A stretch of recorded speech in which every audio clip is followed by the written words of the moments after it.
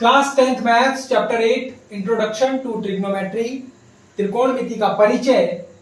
Example number 3, consider triangle ABC right angled at C. C पर ये right angle है, in which AB equals to 29 unit and BC equals to 21 units and angle ABC is theta. Determine the value of cos square theta plus sin square theta is what and cos square theta minus sin square theta is what। क्या है मुझे A से B लीजिए जिसका कोण C समकोण है, जिसमें AB 29 इकाई और BC 21 इकाई है और कोण ABC थीटा है, तो निम्नलिखित के मान ज्ञात कीजिए।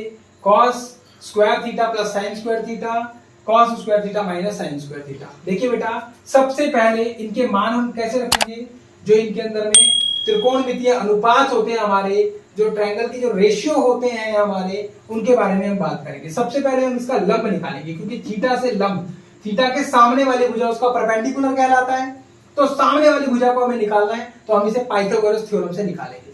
तो हम यहाँ पर जब इसे सॉल्व करेंगे तो सबसे पहले लिखेंगे हम कि बाय पाइथागोरस।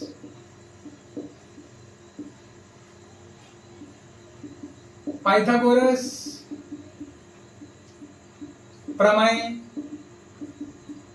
से क्या बोलते हैं हम, h स्क्वायर यानी hypotenuse square equals to base square plus perpendicular square. ठीक है, कर्ण की घात 2 बराबर है आधार की घात 2 जमा क्या लंब की घात 2। लिख दे, कर्ण की घात 2 बराबर है आधार की घात 2 जमा लंब की घात। देखिए भाई, कर्ण आपको 29 दे रखा है, 29 का स्क्वायर बराबर में बेस 21 दे रखा है, 21 का स्क्वायर और जमा परपेंडिकुलर p का स्क्वायर की जगह आप p का स्क्वायर ही लिखेंगे।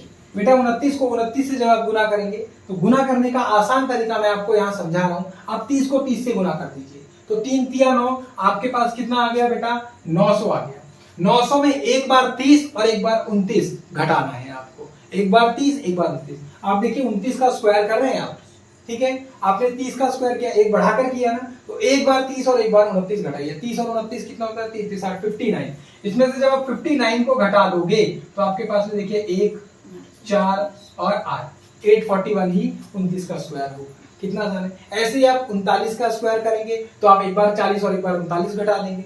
49 का स्क्वायर करेंगे 49 का, तो एक बार 50 और एक बार 49 घटा देंगे। इजीली आपका स्क्वायर निकल कर आ जाएगा, जो भी 9 वाली संख्याएं हैं। तो आपके पास में 841 आ गया। अब बेटा बराबर 21 का स्क्वायर होता है 441 और प्लस p स्क्वायर। 21 के स्क्वायर के बारे में भी मैं आपको बता दूं, आप 20 का स्क्वायर करिए। आपने 20 की घात 2 कर दिया, 2 दूनी 4, 400 बन गया 20 का स्क्वायर।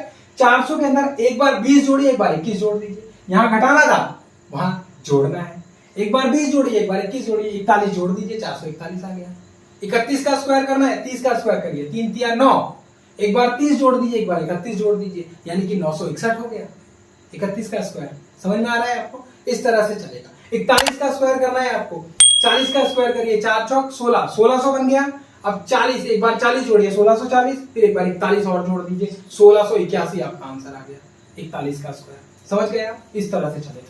तो अब इस 441 को इधर ले आएंगे तो ये हो गया 841 माइनस 441 बराबर का p स्क्वायर। बेटा इधर प्लस था, इधर जाकर माइनस हो गया। 41 में से 41 चला गया, 800 में से 400 गया, तो आपके 800 में से 400 गया तो आपके पास 400 बच गया। बराबर में क्या चल रहा है, p स्क्वायर। बेटा स्क्वायर इधर जाकर अंडर रूट में बना देगा 400 का, बराबर में आ गया p, और फिर इस 400 के आप वर्गमूल टुकड़े कर दीजिए। तो मैं डायरेक्ट टुकड़े कर देता हूँ, 20 गुना 20।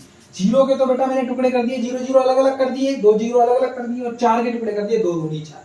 तो आपके पास में अब p का वैल्यू क्या आ जाएगा, p का वैल्यू आपके पास में आ जाएगा 20 इकाई, या इंग्लिश में लिखेंगे तो आप लिखेंगे यूनिट, 20 यूनिट। तो ये आपके पास में अब 20 यूनिट आ गया। अभी तक आपने केवल और केवल परपेंडिकुलर निकाला है, लंब निकाला है सामने वाला।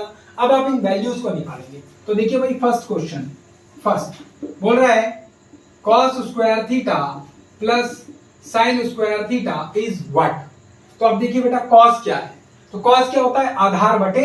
सबसे पहले हम sin के बारे में बात करते हैं। sin से स से बोले सामने, जब sin से सामने है तो cos से आधार होगा, नीचे होगा, सिंपल।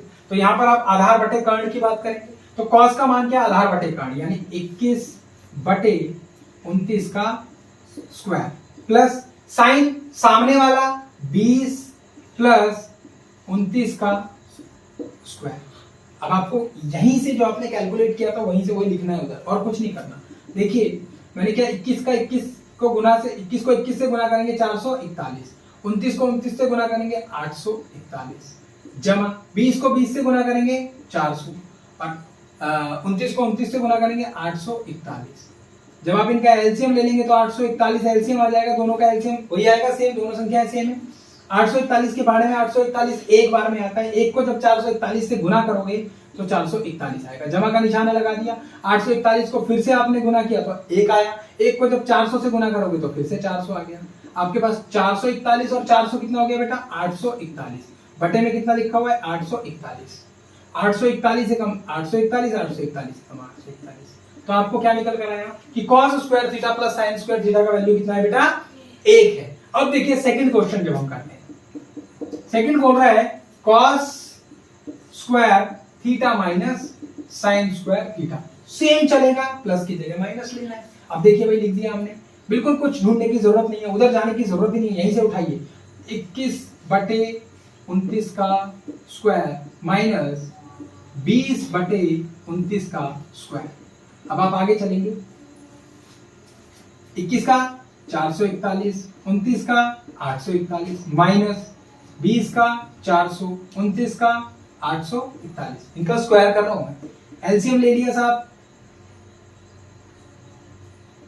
एलसीएम 841, 841 के बारे में 841 एक बार में आया, आपने 441 से गुना कर दिया, माइनस का निशान, 841 को 841 एक बार में पहाड़े में आएगा, 400 से गुना कर दिया 400 आ गया, 441 में से 400 गया तो आपके पास केवल 41 बच गया। अब नीचे कितना लिखा है 841, ये कटेगा नहीं, यही आपका आंसर रहेगा, क्योंकि 41 के पहाड़े में 841 नहीं आता है, 41 और किसी पहाड़े में नहीं आता है। ये दो आंसर आपको निकालने थे, यही निकालने थे, हो गए। तो सब आपको पाइथागोरस पर ध्यान देना है। आप कहीं ये सोचने लगे कि मैं इसे कैसे करूंगा, बहुत आसान है, बिल्कुल इजी है। त्रिकोणमितीय अनुपात आपको आने चाहिए, पहली वाली वीडियो के अंदर बहुत अच्छे से ये सारी चीजें समझा रखी है, आप लिंक डिस्क्रिप्शन में उसे भी आप देख लीजिएगा। Thank you so much for watching, note कीजिए। जय हिंद।